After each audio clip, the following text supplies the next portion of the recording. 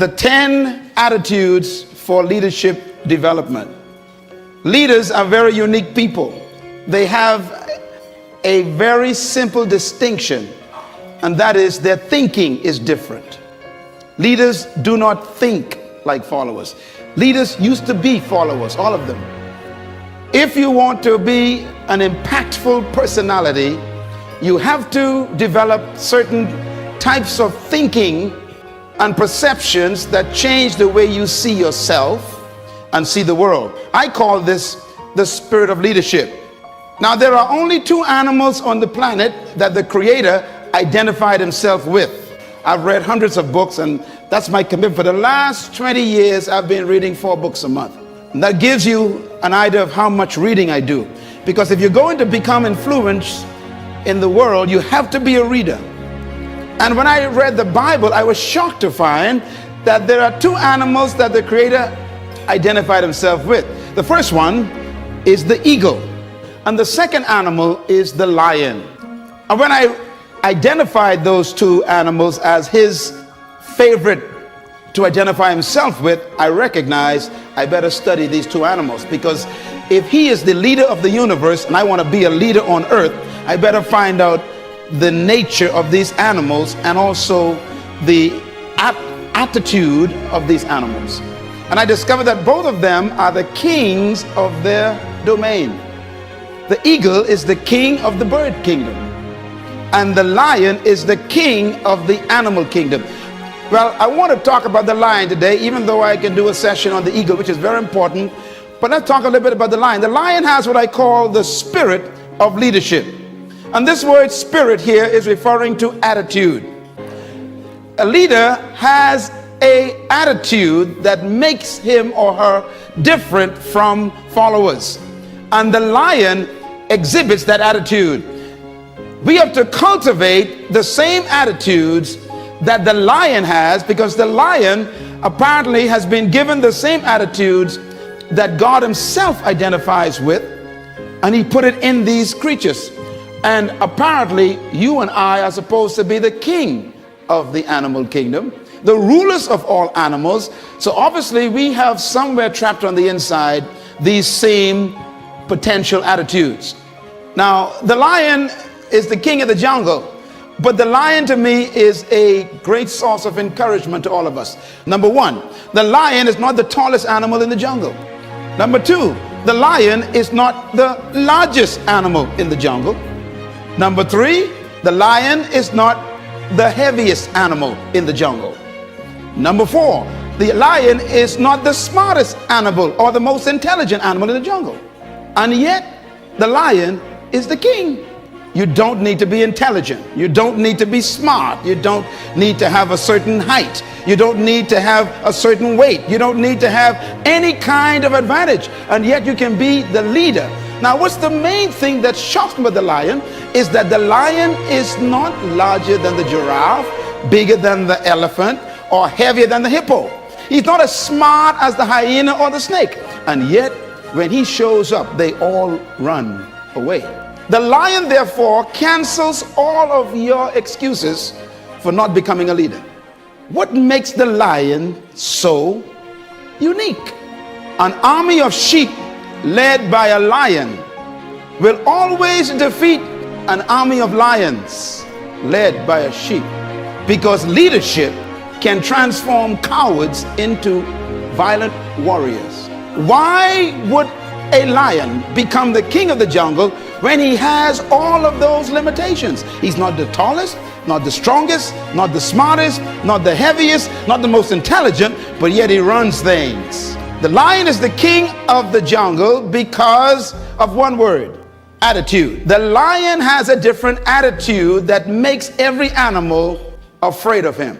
Now, we don't want to lead by fear, but it does take respect for you to become a leader. When I use the word fear in the jungle, we're talking about respect. The elephant respects the lion. The hyenas respect the lion. The giraffes, they respect the lion. What makes these massive animals respect such a small cat? The attitude is the difference. For example, a lion will see an elephant And the thing that comes to his mind, one word, lunch. Now the elephant is 10 times the size of the lion, probably 50 times heavier, and has more power. One stomp of his feet could destroy the lion. But when the lion sees the elephant, he doesn't look at size and weight and strength and power. He looks at lunch. I could eat this thing. And he acts the way he thinks. You see, the size is not the problem. The weight of the elephant is not his concern. What makes him act is the way he thinks. And because he thinks he can eat the elephant, he attacks him. Leadership attitude. Now here's another amazing mystery. The elephant is larger, bigger, stronger, more powerful, heavier, and more intelligent. And yet when the elephant sees the lion, one word comes to mind: eater. The elephant is controlled by the way he thinks. He thinks that he is lunch. Therefore, his size, his weight, his power, his might, his authority is a victim of the way he thinks. It doesn't matter how big you are, how intelligent you are, how many degrees you get. It's your mind that keeps you small.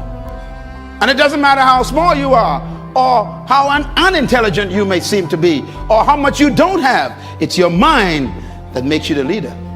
Attitude. The difference between a leader and a follower is attitude. Why? Because it is unique attitudes that distinguish leaders from followers. They think differently. And that's because attitudes produce certain behaviors.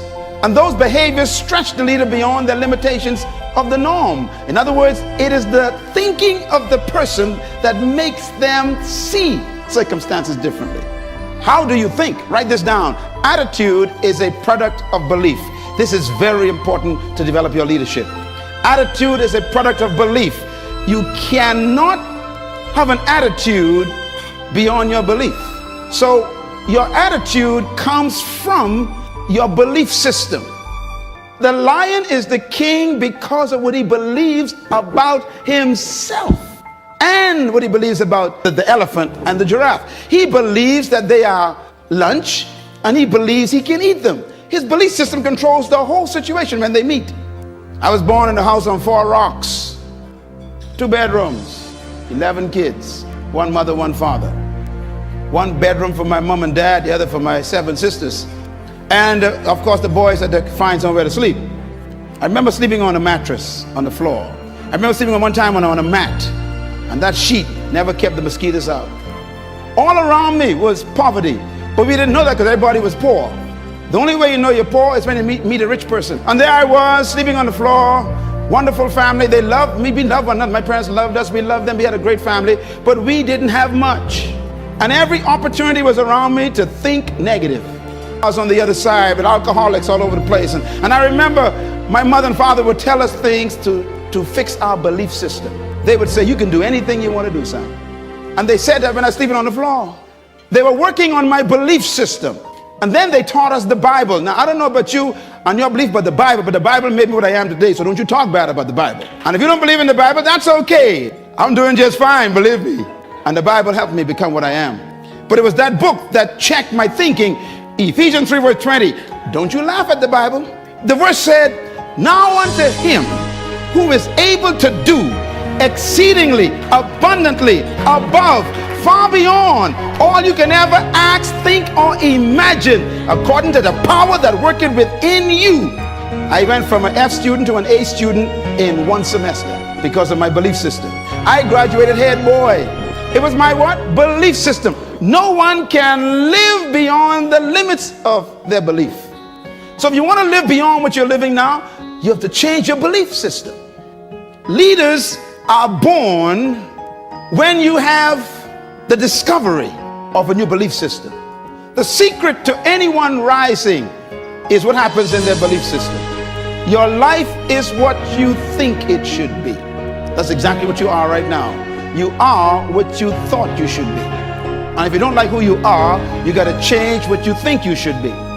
That's how leaders are born. No amount of training in leadership skills or management methods or titles No amount of promotion or associations with rich people or smart people can ever substitute for the right attitude. No substitute for it. As a matter of fact, your leadership development is determined by, number one, your perception of who you are. Number two, by why you think you exist. And number three, these are very important, your sense of significance. I am giving you my secret to life right here. What brought me from the floor to flying my own jet is these simple statements here. You got to first change your perception of who you are. And that starts with a belief system. Secondly, you must change your perception of why you think you exist. And number three, your sense of significance. Your perception of who you are. You've got to change it. And most of our perceptions are other people's concepts of us, and therefore we don't have self-concept, we got other concept. What is your perception of who you are? And the second one, why do you think you exist? You got to discover that you were born for something, some reason. There's some purpose for your life. If you don't discover that, you'll always have a job, and we'll bury you in an average grave with an average tombstone. Discover that you are important to the human race. You are important to the world. You are important to your universe. When I had to grapple with that question, it was tough, because I've been taught by society, like you have, that you are just a social security number or some NIB number, or you're some just kind of a worker in the system. But that's not true. You were born to do something very significant in the world. And you have to get to the point where you believe that. Cultivating these attitudes are the key to becoming a leader. Now, when attitudes of leadership is married to the ability of leadership, then you become a leader. You can have potential, but if you don't have the belief, your potential becomes a victim of your present belief. Remember the elephant? The elephant has great power, but what makes him afraid of the lion is his belief system. So your mentality has to be equal to your ability for you to manifest leadership. You do have the ability, you were born with it to be a leader, but your mentality hasn't matched it yet. And that's why all of your capacity to lead is buried under your lack of belief that you can. Belief is so powerful, it can make an elephant act like a sheep in the presence of a lion. You know, normally people who are insecure, whenever they meet somebody who is confident, they always call the confident arrogant. When you discover who you are, you can't help but be confident. I don't pretend, I don't try to have confidence. If you try, that means you ain't got it. You're faking it. Confidence is a product of belief. What you believe about yourself determines the way you think about yourself, and the way you think about yourself is the way you behave. And you behave bold and confident and fearless because there's some things you discovered about you and about life that makes life change a perception. You can never fully carry out the mandate of leadership if you don't have the mentality of leadership. And that's what this session is about. It's about mentality. A matter of fact, integrating attitude and attributes and aptitude and altitude produces leadership. That's a lot of apps there. Please, each one of them is a different experience for leaders. First of all, your attitude got to be right. Then you must marry that to attributes. That means gifts you were born with. Then you got to marry that to aptitude. That means now you got to educate and train those gifts. That's why you read and study and go to school, for your aptitude to be increased. And then your altitude means you got to change the level of associations you are in. You know, it's amazing. When you change your aptitude, you normally want to change your altitude. Leaders choose their friends based on their destination. And one of the keys to developing leadership is you have to appreciate the fact that no one is responsible for your life except you. I had to take charge of my life as a teenager. And at age 13, I discovered who I was. I became a problem to the whole family. My mom used to say to me, she'd say, "You are a different boy. You are a different child." But something happened to me at age 13. I discovered myself. Different was simply meaning you don't think like the rest of the kids. That's all it means. And remember, thinking is belief system being exposed.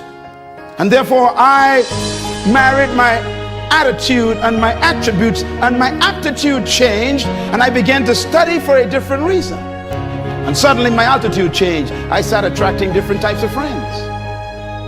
by the way, an eagle, this is the other animal that God identified himself with. I studied eagles intensely. I got a whole series on eagles because you must study to understand life. And I discovered what eagles, they said eagles can fly up to 3 to 4 miles in the sky. That's almost high as some jet planes. And do you know that when an eagle is flying at top flight, they said that if an eagle meets another bird in top flight, it has to be another eagle, because they're the only birds that can fly at that altitude. So here's a thought to take back to work with you. If you keep running into pigeons and ducks and tobacco doves, you are flying too low. Do you know what a pigeon is? Eagles never flock. You only find them one at a time.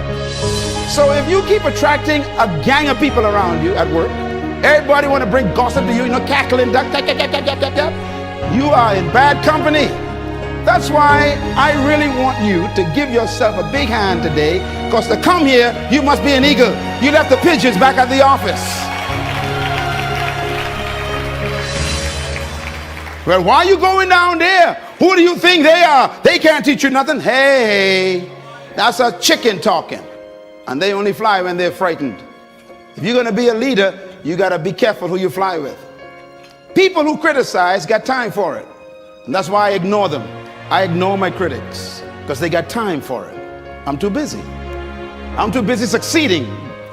I'm giving them something to criticize. The greatest revenge in life, they say, is success. It's not ability, it's mentality that makes a leader. And that hippopotamus has power. They got ability, strength, size. They got might. They got ability. What they lack is mentality. The lion got a different mentality, so he eats them for lunch. What you think is more important than what you do. And so if you want to change, you got to work on this attitude bit. There's my conference people again.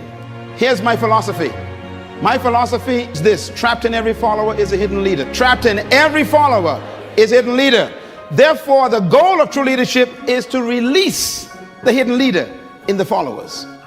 If you are a true leader in your department or in your company supervisory position, if you are a true leader as a pastor or maybe as a manager in some company, your greatest example of leadership is production of leaders. True leaders do not maintain followers, they produce leaders. True leadership focuses on producing leaders, not followers. In other words, a true leader begins to train people under their care immediately to take leadership. The capacity to lead is in every human being, and leadership is like a tree trapped in a seed. And every one of you that walked through that door today is a seed that was sent to the planet to produce a tree to serve the world your fruit. That's why you were born. And deep inside of you is a person no one knows yet. And what you've done so far is just initiation process. That's why no one should cancel you yet, because you ain't quite come out yet. Leadership manifestation requires the right environment. You know, a seed can be placed on a windowsill in your tiled bathroom and stay there for 50 years and the tree never come out. Even though the seed has a tree and a forest in it, it is a victim of the environment. If you can just get that seed off that windowsill and put it in soil with a little bit of water, here comes the future. That's the way life is. You are no different from a seed. I got stacks of CDs that I buy, Les Brown and Tim Reb and all the others, and I put them in my car. And when I'm driving, every time I sit in my car, I'm feeding my seed constantly. Even the music you listen to, got to be careful. It can be poison to your germination of your seed.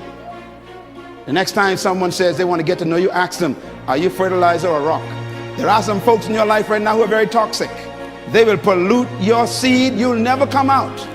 Have you noticed that people who ain't going nowhere want you to go with them? Folks who ain't doing nothing in life want you to do it with them.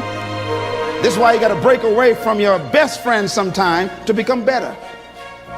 You outgrow people, so know when to leave. If they keep asking you questions, it's time to go. Be with people who you can ask questions. That's how you grow. true attitude is manifested in attitude. And what I mean by that is when you discover leadership, it comes out in your attitude.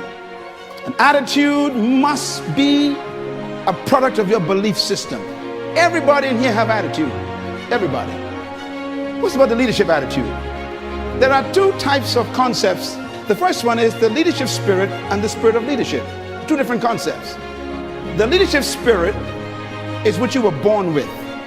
Your ability, you never receive it, you came with it. But your ability that you were born with is trapped by the mentality that they gave you from your culture. This is why to be great, you got to divorce yourself from your traditions and your culture. Because convention makes no room for creativity. It doesn't allow you to believe beyond the norm. Matter of fact, they want you to fit in, not stand out. So society is all worked out, it's all designed for you to behave yourself. You're trained to limit yourself. Isn't it amazing that you buy a car that can travel 150 miles per hour, 180 miles per hour, and then the same country that sells the car to you puts up a sign, 50. No, you never thought about that. That's a problem. Yeah, see, Ford Motor Company makes the car to make 180, and then they make sure you only can travel 50. Society is designed to make sure you never become a leader. And that's why for you to become a leader in your workplace, you're going to have to break away from the traditions. Now, I want to warn you, when you decide to break the speed limit, all your enemies will wake up in the office. Every critic that you thought was your friend will suddenly come alive, because people don't want you to leave them in their nothingness. You can't lead from behind. That's why sheep are not leaders. They follow the sheep hips in front of them. But when you're out front, ain't no hip to follow. You got to design your course. And that takes boldness and risk. It takes all kinds of challenging commitment to decide where you want to go in life out front. Having the leadership spirit means that you are naturally created to lead, but the mentality is what wakes it up. Some of you in this room look just like that. You are powerful, but they got you in the bush. The social environment is just making you afraid to come out and take what's yours in life. You are the way you see yourself. Do you think you're a grasshopper? The elephant actually thinks it's a meal for a cat. The mindset of a leader is what changes his attitude toward life and himself. The spirit of leadership refers to attitudes, mentality, and mindset.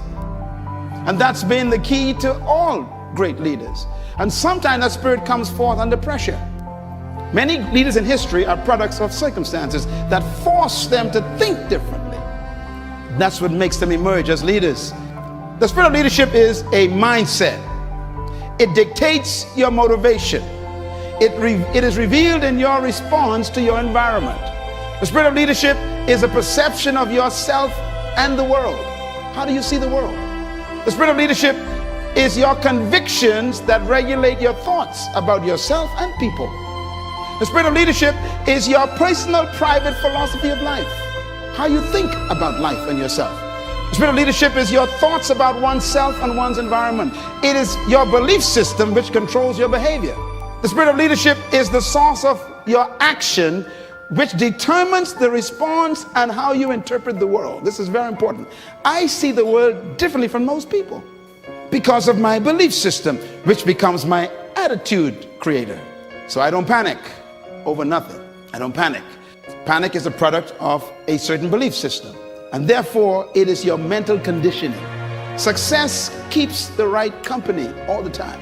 You have to nurture yourself so that you can produce the right attitudes. And nurture means to feed yourself the right information.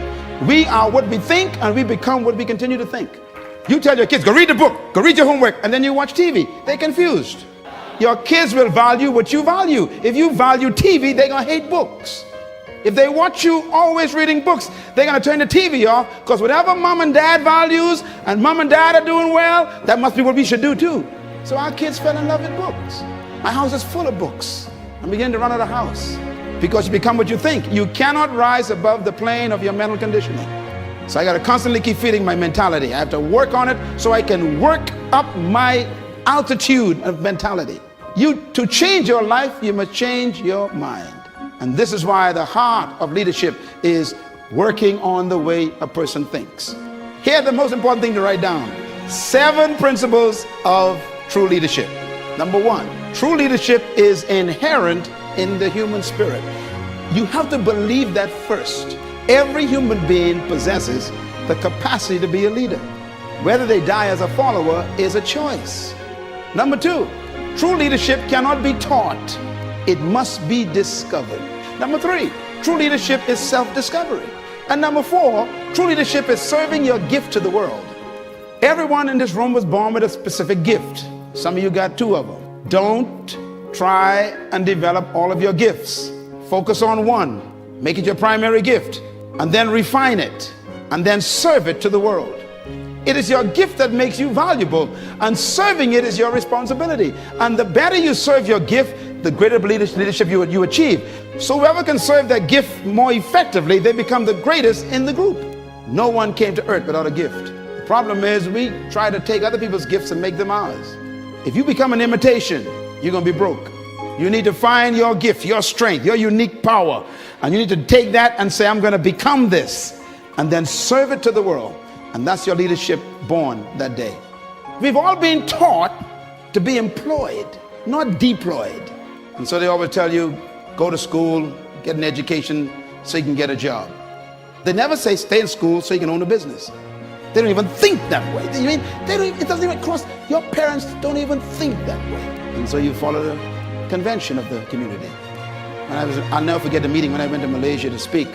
I was speaking at the largest Sony plant. I had 2 days with them. The first day I spoke to all the managers, all the CEOs. I was the speaker to train them. There was Chinese and Japanese and Singaporeans. All these folks were there in Malaysia working for Sony. And I had to do training there for management development and leadership training for the whole day. The third day, the president of that particular firm called me up and he says, our CEOs and our executives are so impressed by you, we want to take you for lunch. We want to talk to you some more.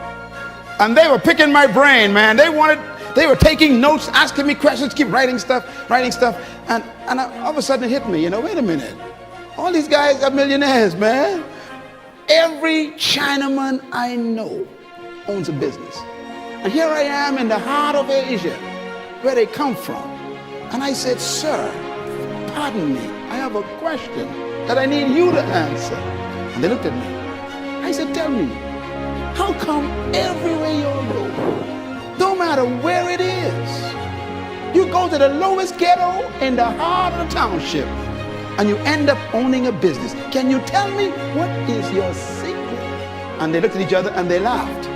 And then the president said to me, he said, well, we've been noticing that ourselves. We have concluded based on our assessment that whenever you go into a community, the first thing you look for is a job. He says, when we come into any community, the first thing we look for is a business. He said, it's attitude. They don't even look for a job. They don't even think about employment. They think deployment. As a man thinketh, so he becomes. So I said to the guy, I said, excuse me, so when you go into a town, any country, so what do you do until you get a business? He says, any employment we have is always temporary.